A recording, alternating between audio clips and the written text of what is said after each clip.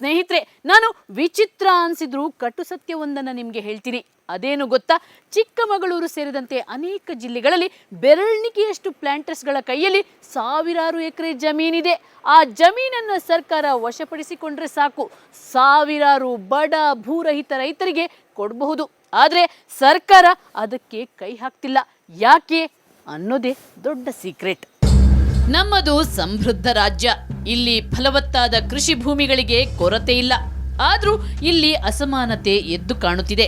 ಒಂದೆಡೆ ಅಂಗೈಯಷ್ಟು ಅಗಲ ಜಮೀನು ಇಲ್ಲದೆ ಒಪ್ಪೊತ್ತಿನ ಊಟಕ್ಕೂ ಗತಿ ಇಲ್ಲದೆ ನರಳಾಡುತ್ತಿದ್ದಾರೆ ಭೂರಹಿತ ರೈತರು.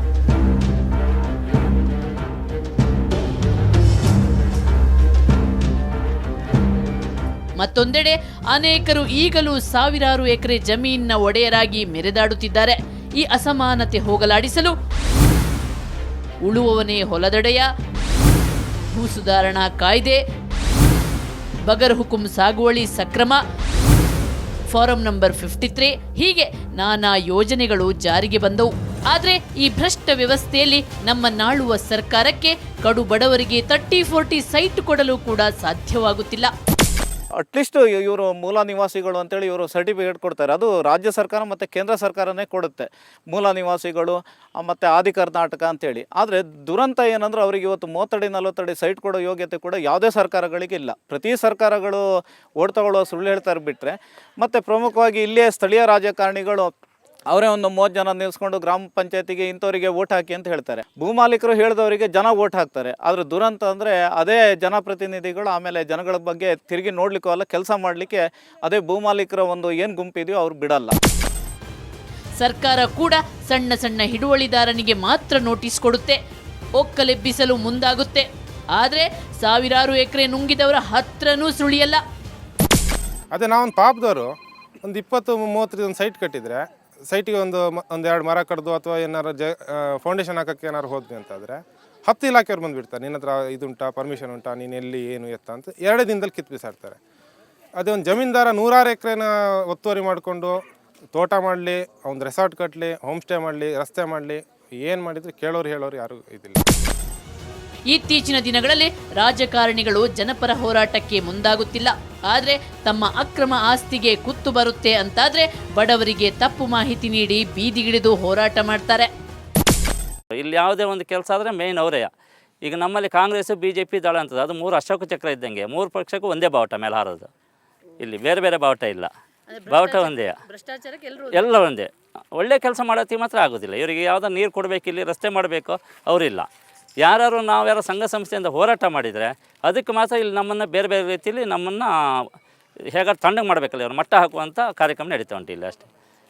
ಉದ್ಧಾರ ಮಾಡಲಿಕ್ಕೆ ಯಾರು ಒಟ್ಟಾಗೋದಿಲ್ಲ, ಇವರು ಹಾಳು ಮಾಡಲಿಕ್ಕೆ ಎಲ್ಲರೂ ಒಟ್ಟಾಗ್ತಾರೆ. ಇಲ್ಲಿ 3 ಪಕ್ಷರು ಅಷ್ಟೇ. ಇಲ್ಲಿ ಫಾರಂ ನಂಬರ್ 53ಯಲ್ಲಿ ನಡೆದಿರೋ ಭಾರೀ ಹಗರಣದ ಕೂಲಂಕುಷ ತನಿಖೆಯಾಗಬೇಕು. ಅಕ್ರಮ ಒತ್ತುವರಿದಾರರಿಂದ ಭೂಮಿಯನ್ನು ಕಸಿದು ಭೂಹೀನ ರೈತರಿಗೆ ನೀಡಬೇಕು ಅನ್ನೋದು ಹೋರಾಟಗಾರರ ಒತ್ತಾಯ. ಫಾರಂ ನಂಬರ್ 53ರಲ್ಲಿ ಆಗಿರ್ತಕ್ಕಂಥ ಅವ್ಯಾರಣ ಇದನ್ನು ಲೋಕಾಯುಕ್ತ ತನಿಖೆ ನಡೆಸಬೇಕು. ಇದಕ್ಕೆ ಒಂದು ಬೇರೆಯೇ ಒಂದು ಕಮಿಟಿನ ರಚನೆ ಮಾಡಿ ಇದರಲ್ಲಿ ಆಗಿರ್ತಕ್ಕಂಥ ಏನು ಲೋಪಗಳಿದ್ದಾವೆ, ಯಾರಿಗೆ ಅರ್ಹರಿಗೆ ಸಿಗಬೇಕು ಅದು ಸಿಗಲೇಬೇಕು. 53ಯಲ್ಲಿ ಯಾರು ಇದಕ್ಕೆ ಅರ್ಹರಲ್ಲ ಅವರೆಲ್ಲ ಜಮೀನನ್ನು ಕಿತ್ತು ಅದನ್ನು ಸರ್ಕಾರ ವಶಪಡಿಸ್ಕೊಳ್ತಕ್ಕಂಥ ಕೆಲಸ ಶೀಘ್ರವಾಗಿ ಆಗಬೇಕಾಗಿದೆ. ಈ ಹಗರಣದ ಬಗ್ಗೆಯೂ ಜನರು ಕೂಡ ಬೀದಿಗಿಳಿದು ಹೋರಾಟ ಮಾಡಬೇಕು.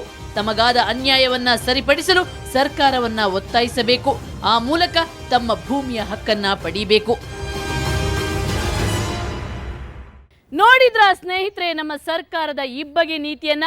ಇವರು ಮಾತು ಮಾತ್ರ ಬಡವರ ಪರವಾಗಿ ಆಡ್ತಾರೆ, ಆದ್ರೆ ಯೋಜನೆಗಳನ್ನ ಕಾರ್ಯರೂಪಕ್ಕೆ ತರೋದು ಮಾತ್ರ ಶ್ರೀಮಂತರ ಪರವಾಗಿಯೇ. ಈಗಲಾದರೂ ಸಿದ್ದರಾಮಯ್ಯ ಸರ್ಕಾರ ಎಚ್ಚೆತ್ತುಕೊಂಡು ಬಡವರ ಅನ್ನಕ್ಕೆ ಕನ್ನ ಹಾಕುವಂತ ಭ್ರಷ್ಟ ಅಧಿಕಾರಿಗಳು ಮತ್ತು ಜಮೀನ್ದಾರರ ವಿರುದ್ಧ ಕಠಿಣ ಕ್ರಮ ಕೈಗೊಳ್ಳಬೇಕು. ಅಷ್ಟೇ ಅಲ್ಲ, ಅವರ ಕೈಯಲ್ಲಿರುವಂಥ ಬಡವರ ಭೂಮಿಯನ್ನ ಮತ್ತೆ ವಶಪಡಿಸಿಕೊಳ್ಬೇಕು. ಇದು ಪ್ರತಿಯೊಬ್ಬ ಭೂರಹಿತ ರೈತನ ಮನವಿಯಾಗಿದೆ. ಇದು ಇವತ್ತಿನ ಕವರ್ ಸ್ಟೋರಿ. ಮುಂದೊಂದು ಸ್ಫೋಟಕ ಸುದ್ದಿಯೊಂದಿಗೆ ಮತ್ತೆ ಶುಕ್ರವಾರ ಬರ್ತೀನಿ. ಅಲ್ಲಿವರೆಗೆ ನಿಮ್ಗೇನಾದರೂ ಸಮಸ್ಯೆ ಸಂಕಷ್ಟ ಇದ್ರೆ ನಮ್ಮ ಈ ವಿಳಾಸಕ್ಕೆ ಬರೀರಿ. ಕವರ್ ಸ್ಟೋರಿ ವಿಭಾಗ ಸುವರ್ಣ ನ್ಯೂಸ್ 24/7, ನಂಬರ್ 36 ಕ್ರೆಸೆಂಟ್ ರಸ್ತೆ, ಶಿವಾನಂದ ಸರ್ಕಲ್, ಬೆಂಗಳೂರು 1. ನಮ್ಮ ಇಮೇಲ್ ವಿಳಾಸ coverstory@suvarnanews.in. ನೇರ ದಿಟ್ಟ ನಿರಂತರ ಸುದ್ದಿಗಾಗಿ ನೋಡ್ತಾರೆ ಸುವರ್ಣ ನ್ಯೂಸ್ 24/7.